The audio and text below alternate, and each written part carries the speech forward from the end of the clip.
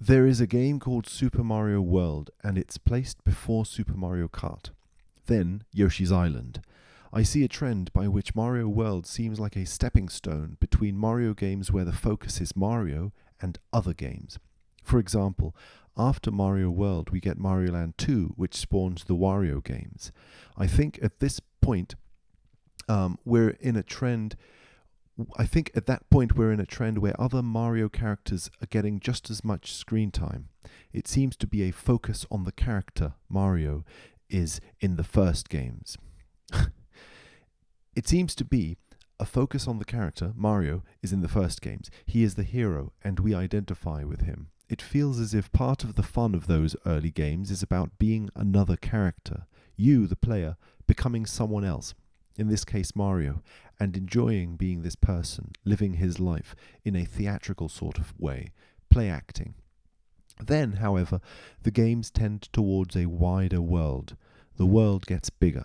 It's not just Mario. We can now explore the entire world of Mario. We can play Wario games. We can explore Yoshi games. The world is getting bigger, and at a certain point it becomes 3D. Then, once it's become so big that it's 3D, we get no more Mario Adventure games for a long time. This is my impression. Whereas the late 80s and early 90s see a lot of Mario games, after Mario 64 I think the speed at which we see solo Mario adventures decreases. Not sure if this is true. However, we then get a lot of games with multiple characters like Mario Party or Mario Kart. It feels as if then the world of Mario is becoming the focus. The world gets bigger and bigger. Mario Galaxy takes us even further, expanding the horizon. It's as if the games become more about exploring a world and less about being a certain person.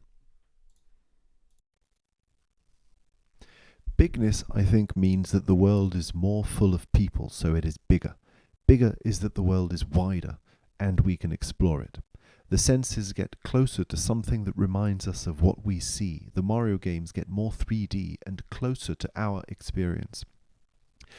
This doesn't mean that text games or 2D games are less true or less close, but more that the 3D vision is a way of experiencing which is very popular.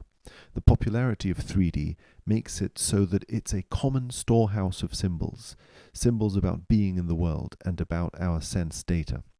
In that way, our vision becomes closer to what Mario sees. We see something very similar, and yet Mario's world is inside our imagination. If Mario dies, we imagine he's died, we empathize. This means we sort of sense, we compare our world. To live in this world, for Mario, I think means that we identify with him at an emotional level. We don't want to die like he does, like he dies. We don't want to live like he does, with such danger. We're rooting. So this widening of the world, to me, is also a widening of our emotions, of the world we carry within us. When we share in Mario's victories and in the wonders, it is us who is experiencing it. But where?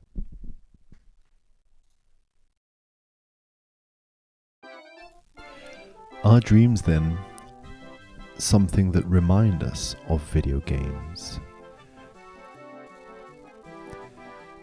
Precisely because of the way in which we interact with them, as simultaneously something we watch passively,